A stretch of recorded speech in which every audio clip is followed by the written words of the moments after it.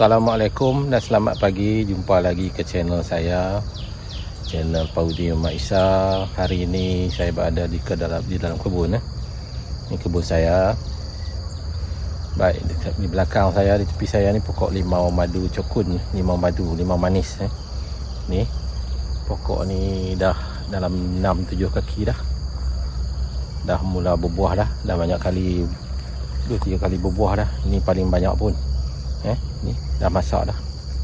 Ni dah masak dalam beg dah kuning-kuning dah. Okey, tengok buahnya ni. Ni ada lagi ni. Limau manis ni.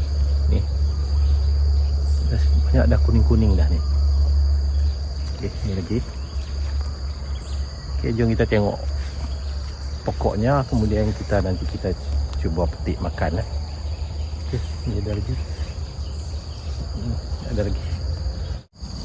Buahnya banyak. Kita nak petik makan. Kita cari yang lembut . Yang lembut, yang masak . Okey.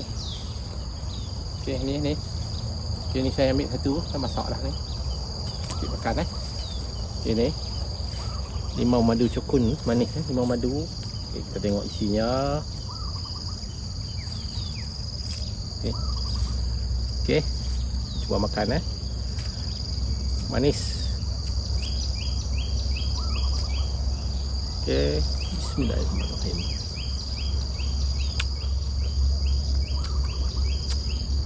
Manis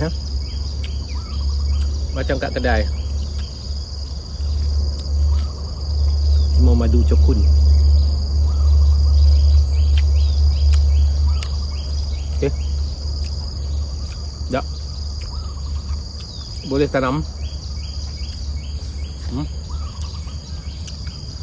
Boleh tanam. Manis.